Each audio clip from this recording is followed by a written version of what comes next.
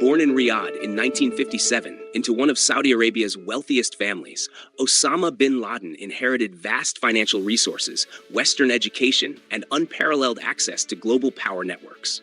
Yet, as he drifted from the halls of privilege into the mountains of Afghanistan, he fashioned himself as the archetype of resistance, a self-proclaimed warrior fighting Western imperialism in defense of Islam's oppressed.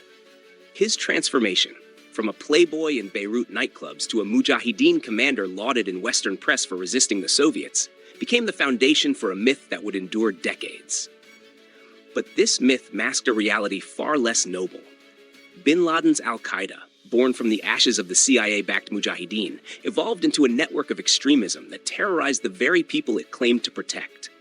From New York to London, from Bali to Mumbai, from Baghdad to Islamabad, its operations murdered and maimed indiscriminately, leaving marketplaces, mosques, hotels, and schools soaked in civilian blood. The toll in Asia and Africa was catastrophic. Car bombs in Karachi, suicide attacks in Nairobi, mass shootings in Mumbai. Ordinary Muslims bore the brunt of Al-Qaeda's fury, their lives shattered in cities already devastated by poverty and conflict. And whom did this bloodletting serve? The chaos provided convenient justification for Western interventions, surveillance states, and forever wars.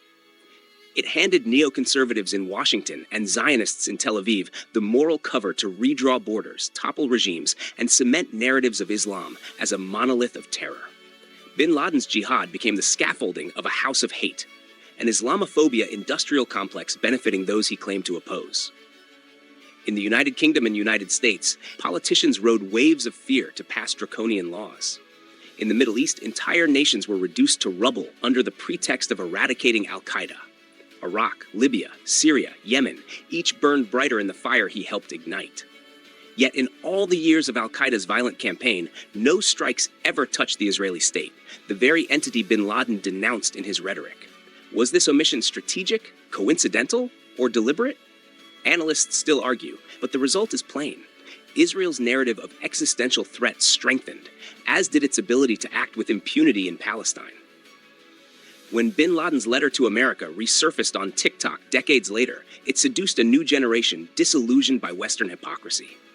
The letter's critique of imperialism and Zionism resonated in a world weary of endless wars. But words without righteous deeds are worthless. And bin Laden's deeds had handed his enemies every excuse they needed to turn the planet into a surveillance grid, to militarize borders, and to justify preemptive strikes from Kabul to Khartoum.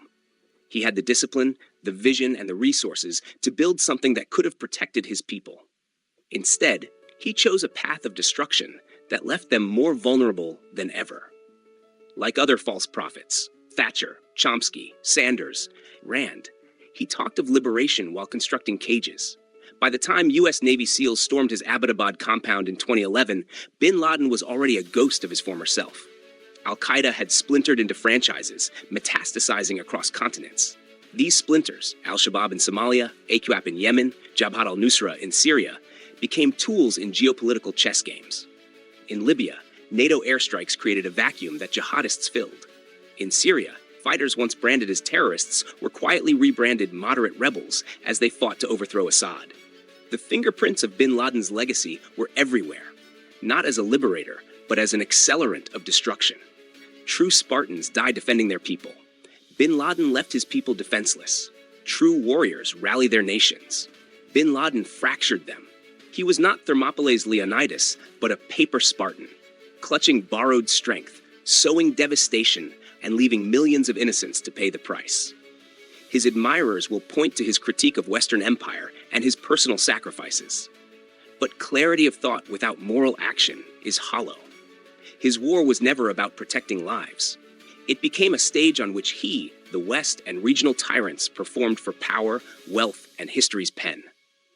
When history writes of Osama bin Laden, it must abandon the myths of martyrdom and villainy alike. He was neither a savior nor a solitary demon. He was the perfect agent of chaos for those who needed a forever enemy.